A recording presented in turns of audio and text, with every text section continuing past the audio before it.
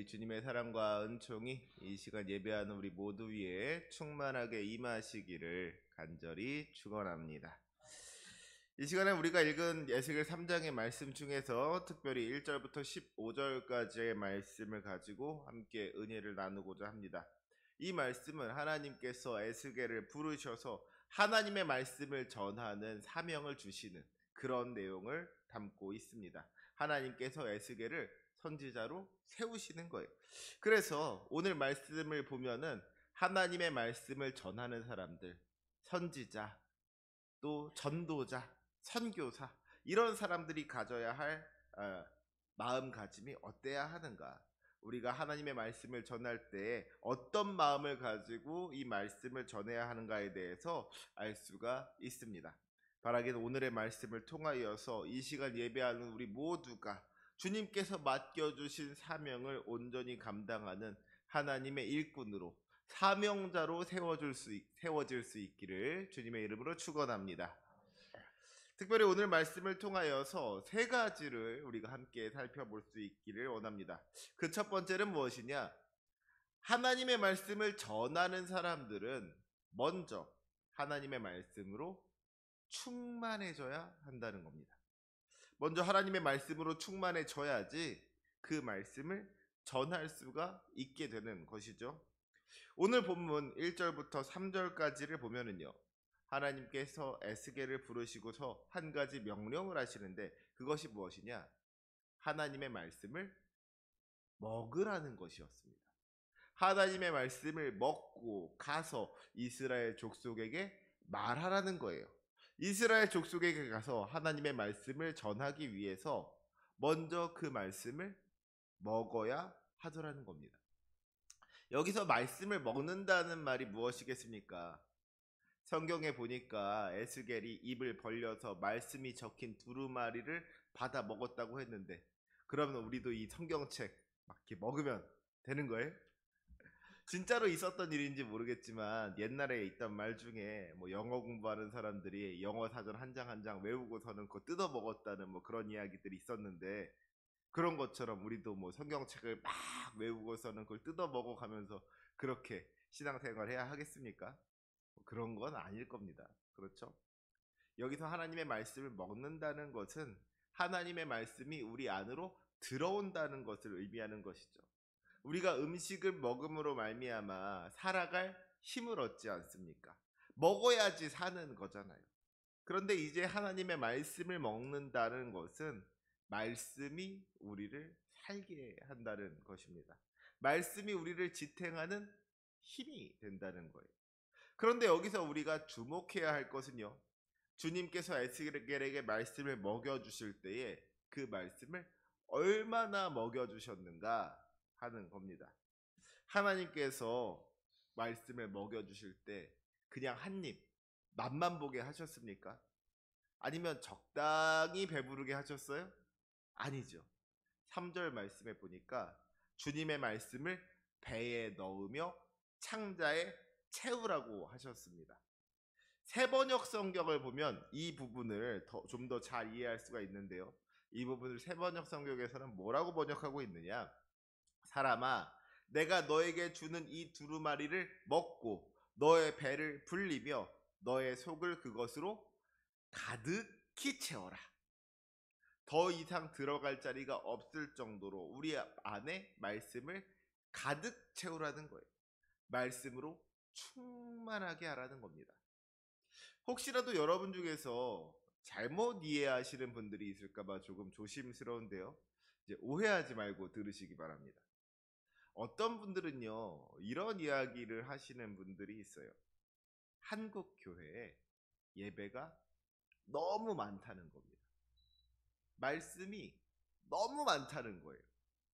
우리가 주님의 말씀을 들었으면 그 말씀을 묵상하는 시간이 필요한 거고요, 또 그 말씀을 실천하는 시간이 필요한 것 아니겠습니까? 그런데 우리 한국교회에 그런 과정이 없이 그저 말씀을 듣기만 한다는 거예요.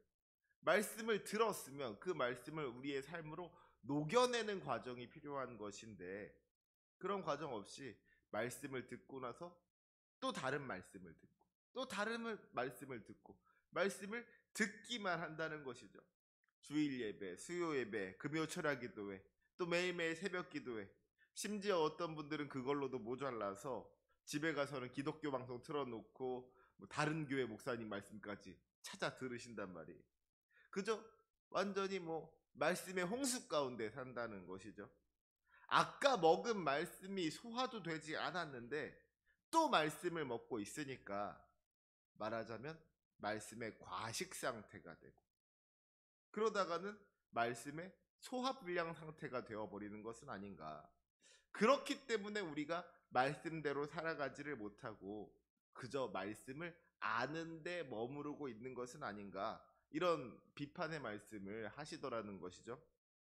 이러한 지적에 제가 뭐 전적으로 동의를 하지는 못하겠습니다만은, 제가 전적으로 동의할 수는 없습니다만은, 그래도 이런 말이 우리가 한 번쯤은 생각해 볼 만한 이야기인 것 같아요. 여러분, 이런 이야기가 나오는 이유가 어디에 있겠습니까? 우리 믿는 사람들이 이 말씀대로 살지를 못하니까 이런 비판이 나오는 거거든요. 우리가 성경을 많이 안다고 하더라도, 뭐 성경 통독도 하고 성경 필사도 한다고 하더라도 정작 우리의 삶이 변화되지를 못한다면 거기에 무슨 의미가 있겠습니까? 말씀을 많이 아는 것이 중요한 것이 아니라 그 말씀대로 사는 것이 중요한 겁니다. 생각해 보세요. 창세기부터 요한계시록까지 성경을 막 달달 외워가지고 근데 입만 열면 말씀이 나오는 사람인데 그 마음에 주님의 마음이 없는 거예요.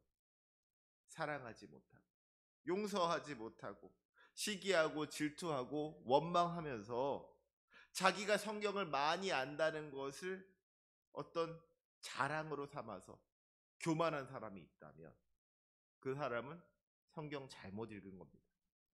차라리 반대로 성경 말씀 가운데 아는 말씀 몇 구절 없다고 할지라도 그 말씀을 마음에 새기고 말씀대로 살아가려고 부단히 노력하는 사람이 있다면 그 믿음이 더 좋은 믿음인 것이고, 그런 믿음, 우리 주님께서 기뻐하시는 믿음이 되는 것이죠.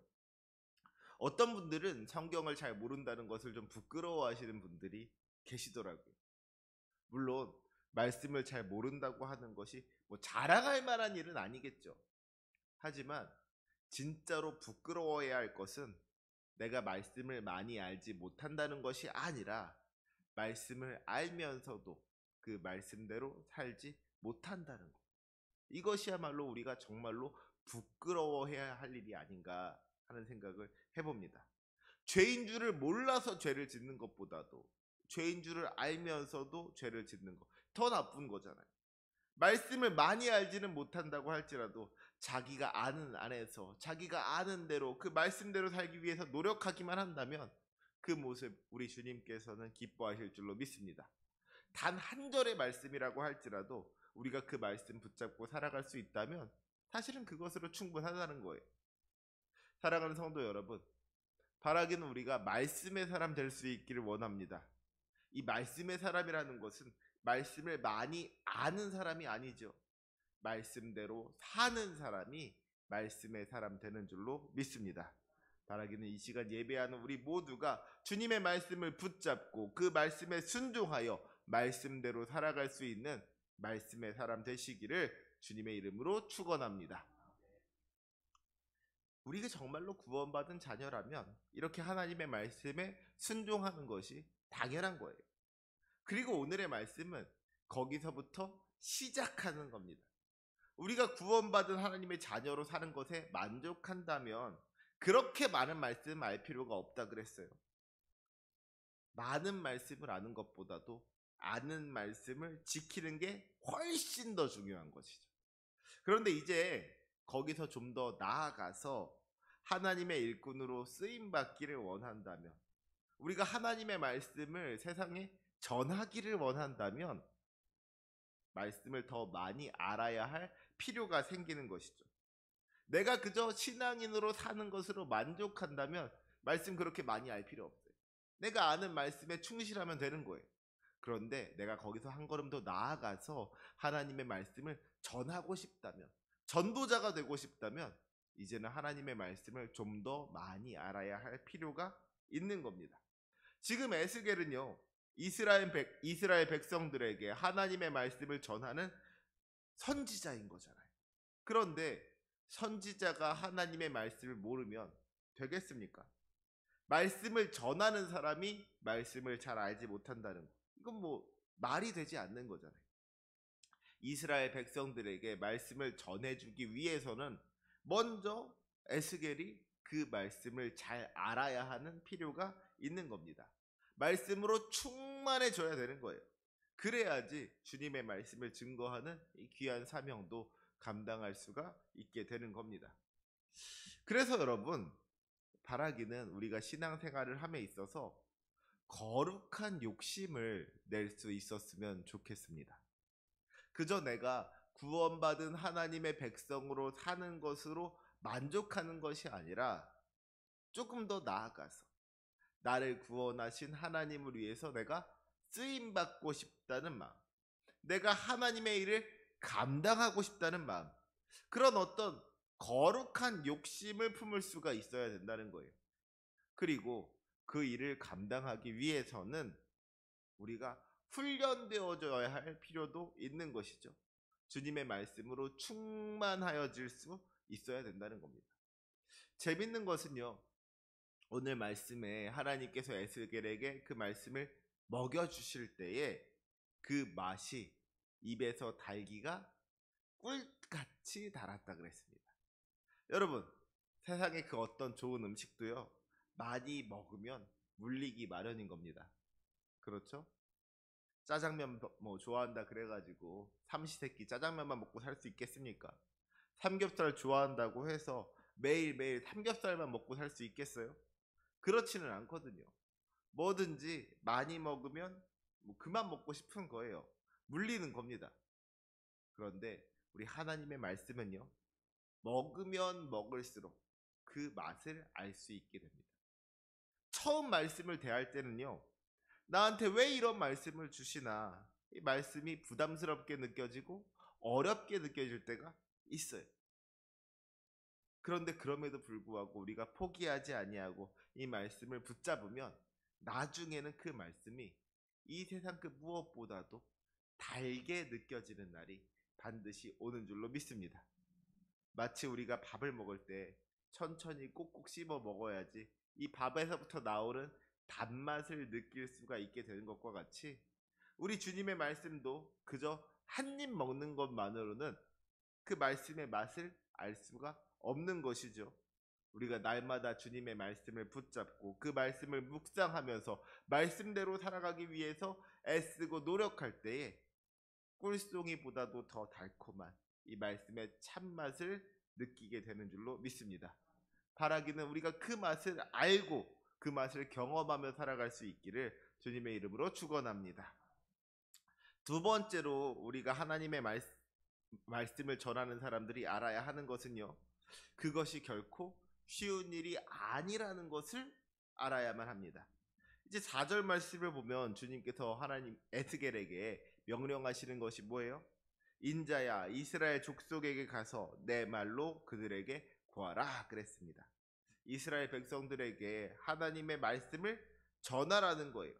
그런데 이어지는 5절부터 7절까지를 보면 주님께서 뭐라고 하시느냐, 이스라엘 백성들이 하나님의 말씀을 들으려고 하지 않을 거라고 말씀하십니다. 특별히 7절 말씀 같이 한번 읽어볼까요? 7절 시작. 그러나 이스라엘 족속은 이마가 굳고 마음이 굳어 내 말을 듣고자 아니하리니 이는 내 말을 듣고자 아니함이니라. 아멘. 여러분, 이마가 굳고 마음이 굳었다는 게 무슨 말이에요? 우리가 흔히 하는 이야기 중에 머리는 차가워야 되고 가슴은 뜨거워야 된다, 뭐 이런 이야기가 있습니다. 여기서 머리는 이성을 의미하는 것이고 이 가슴은 감성을 의미하는 것이죠. 그런데 지금 이스라엘 백성들이 어떻다 그랬어요? 이마도 굳고 마음도 굳었다는 겁니다. 머리도 굳고 가슴도 굳었다는 거예요. 이들의 생각과 이들의 마음이 이미 단단하게 굳어져서 하나님의 말씀이 들어갈 틈이 없더라는 것이죠. 이들이 하나님의 말씀을 들으려고 하지 않았다는 거예요. 여러분, 우리가 하나님의 말씀을 전한다는 것이 쉬운 일이겠습니까? 아니죠. 결코 그렇지 않은 겁니다. 하나님의 말씀을 전하려고 해본 사람들은 다들 아실 거예요. 저 옛날 우리 믿음의 선배들처럼 말씀을 전한다는 이유로 순교를 당하지는 않더라도 무시당하고 조롱당하고 마음의 상처를 받게 되는 일 있더라는 것이죠. 그런데 중요한 것은요, 어쩌면 그것이 당연한 일이더라는 거예요.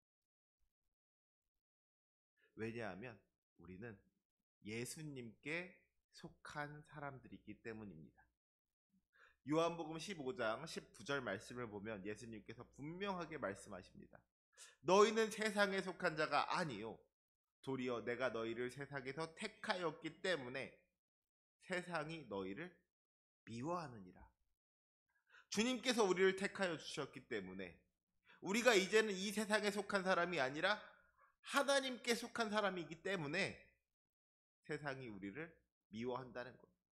그래서 주님의 일을 감당하는 사람들은 세상 가운데에서 환영받기를 기대해서는 안 되는 겁니다. 우리가 주님의 일을 감당하는 동안에 분명히 세상에 핍박이 있는 거예요. 시련이 있을 것이고 고난이 있을 겁니다. 우리가 하나님의 일을 하려고 한다면 그런 것들 각오할 수 있어야 하는 것이죠. 그러면 마지막으로 우리가 알아야 할 세 번째는 무엇입니까? 하나님의 말씀을 전하는 사람들은 담대해야 한다는 겁니다. 세상이 아무리 우리를 핍박한다고 할지라도 그들을 두려워하지 말고 무서워하지 말아야 한다는 거예요. 조금 전에 이스라엘 족속들에 대해서 뭐라고 했습니까? 이스라엘 족속이 이마가 굳고 마음이 굳은 족속이라고 했습니다. 근데 그러니까 하나님께서 에스겔을 보내실 때 어떻게 하신다고 했느냐? 우리 8절과 9절의 말씀을 함께 읽겠습니다. 8절과 9절 말씀입니다. 시작. 보라, 내가 그들의 얼굴을 마주 보도록 내 얼굴을 굳게 하였고 그들의 이마를 마주 보도록 내 이마를 굳게 하였으되 내 이마를 화석보다 굳은 금강석 같이 하였으니 그들이 비록 반역하는 족속이라도 두려워하지 말며 그들의 얼굴을 무서워하지 말라 하시니라. 아멘. 저들의 생각과 저들의 마음이 굳어져 있으니까, 단단해져 있으니까 이제 하나님께서 어떻게 하시겠다는 거예요? 에스겔을 금강석같이 하신다고 했습니다. 저들의 생각과 저들의 마음이 돌처럼 단단해져 있으니까 우리를 뭐로 만드신다고요? 금강석. 세상에서 가장 단단하다는 다이아몬드로 만들어 버리시겠다는 거예요. 그래서 저들의 굳은 마음을 깨트리고 저들의 굳은 생각을 깨뜨려 버리시겠다는 것이죠. 그러니 두려워할 것이 없다는 겁니다. 무서워할 것이 없다는 거예요. 주님께서 우리와 함께 하실 것입니다. 주님께서 우리를 도와주실 것입니다. 저들이 돌과 같이 단단하다면 주님께서는 우리를 금강석으로 만들어 주실 것입니다. 그래서 주님의 명령 따라서 순종하는 인생은 반드시 승리하는 줄로 믿습니다. 여러분 12절 말씀 한번 보세요. 우리 12절 말씀도 같이 한번 읽어볼까요? 시작. 때에 주의 영이 나를 들어 올리시는데 내가 내 뒤에서 크게 울리는 소리를 들으니 찬송할지어다 여호와의 영광이 그의 처소로부터 나오는도다 하니. 아멘. 이게 무슨 말입니까? 주님께서 에스겔을 들어 올리신다는 거예요. 주님께서 에스겔에게 힘을 주시고 능력을 주셨다는 겁니다. 그리고 그 뒤에서 어떤 소리가 들린다 그랬어요? 주님께서 에스겔을 들어 올리시는 그 순간에 뒤에서 천사들의 찬송 소리가 들리는 거예요. 이것은 어떻게 보면 에스겔을 향한 응원가이기도 한 것이죠. 에스겔이 주님의 말씀을 선포하기 위해서 나아가니까 주님께서 붙잡아 들어 올려 주시고 천사들이 찬송하며 응원해 줬다는 겁니다. 얼마나 놀라운 일이에요. 우리가 주님의 말씀을 전할 때에도 이와 같은 영적인 역사가 나타나게 되는 줄로 믿습니다. 우리가 부족한 힘, 우리의 그 부족한 힘과 능력으로는 주님의 일을 감당할 수가 없죠. 하지만 우리가 주님의 일을 감당하려고 하면 주님께서 우리를 들어 올려 주시는 겁니다. 주님께서 힘과 지혜와 능력을 주시는 거예요. 그뿐만 아니라 천사들도 우리를 응원하는 겁니다. 그래서 우리가 주님께서 맡겨주신 그 귀한 사명을 감당할 수 있게 되는 거예요. 그 능력을 경험하는 저와 여러분이 되시기를 주님의 이름으로 축원합니다. 사랑하는 우리 성도 여러분, 바라기는 이 시간 예배하는 우리 모두가 말씀의 사람으로 거듭날 수 있기를 원합니다. 말씀을 듣고 지켜 행할 뿐만 아니라 입을 열어 온 열방 가운데 말씀을 전할 수 있게 되기를 원합니다. 그러기 위해서는요, 먼저 말씀을 알아야 합니다. 주님의 말씀을 가까이 하여 말씀으로 충만해져야 됩니다. 물론 말씀을 전한다는 것이 쉽지는 않을 거예요. 세상이 우리를 미워할 겁니다. 우리를 무시하고 비방하며 조롱하는 사람들도 있을 거예요. 하지만 그럼에도 불구하고 우리가 주님을 의지하면서 이 사명의 자리로 나아가면 주님께서 힘주시고 능력 주실 것입니다. 주님께서 우리를 응원해 주실 겁니다. 그래서 마침내 주님께서 우리를 이기게 하여 주실 것입니다. 그 믿음의 소망 가지고 순종하며 나아가는 복된 인생 되시기를 주님의 이름으로 축원합니다. 아멘. 기도하시겠습니다.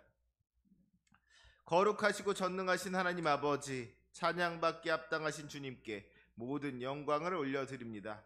주님의 이름이 온 땅 가운데 선포되어지기를 원합니다. 주님의 구원이 온 열방 가운데 임하기를 원합니다. 그리고 그 귀한 사명을 우리가 감당할 수 있기를 원합니다. 주님께서 땅끝까지 이르러 증인이 되라고 명령하셨사오니 그 귀한 사명 감당할 수 있도록 능력을 허락하여 주옵소서. 우리가 말씀으로 충만하여지기를 원합니다. 주님의 말씀이 우리 인생의 근거가 되게 하여 주시옵고 우리 인생의 이유와 목적이 되게 하여 주옵소서. 주님의 말씀을 붙잡고 말씀을 전하며 살아간다는 것이 비록 쉽지 않을지라도 주님께서 맡겨주신 사명 열심으로 감당하고자 하오니 함께 하시며 도우시는 주님의 능력으로 승리하게 하여 주옵소서. 오늘도 주님을 믿고 의지하여 담대함으로 나아가오니 임마누엘의 주님께서 우리와 동행하여 주옵소서. 모든 것 우리 주님께 맡겨드리오며 살아계신 예수님의 이름으로 기도합니다. 아멘.